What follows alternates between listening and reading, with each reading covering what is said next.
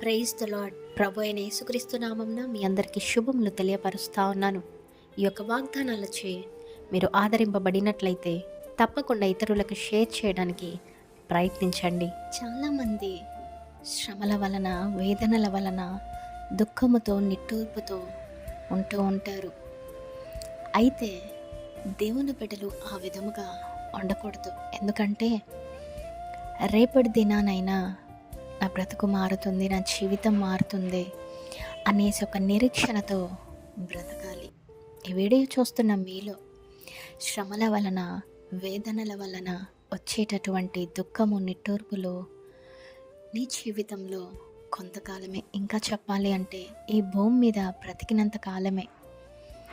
తిరిగిచ్చి ఎవరైతే దేవుని బిడ్డలుగా ఎంచబడి ఉన్నారో, దేవుని రక్తంలో కడుగబడి దేవుని చిత్తానుసారమైన జీవితం జీవించి ఉన్నారో, అటువంటి వారందరూ కూడా నిత్యానందముతో పాటలు పాడుతూ సియోనుకు వెళ్తారంట, అంటే పరలోకానికి వెళ్తారంట.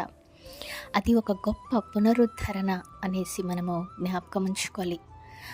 అక్కడ శ్రమలు, ఈ యొక్క వేదన అంతమైపోతుంది. పరలోకంలో అటువంటివి ఏమీ కూడా ఉండవు కదండి. అయితే ఈ భూమి మీద ఉన్నంత వరకు అటువంటివి దుఃఖము, నిట్టూర్పు అనేది ఉంటూనే ఉంటాయి.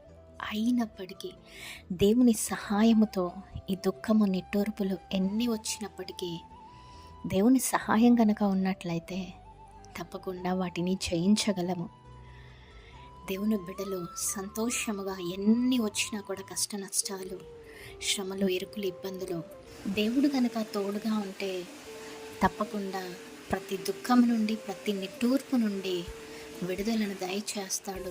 అంత మాత్రమే కాదు, కానీ ఆయన బిడ్డలుగా కొనసాగినట్లయితే, ఆయనకి ఇష్టమైన బిడ్డలుగా ఉన్నట్లయితే తప్పకుండా నిత్యానందంతో మనందరం కూడా సియోనుకు వెళ్తాము, అంటే పరలోకానికి వెళ్తామనేసి నమ్మండి, విశ్వసించండి. ఈ వాగ్దానం మీ అందరి జీవితంలో దేవుడు నెరవేర్చునుగాక.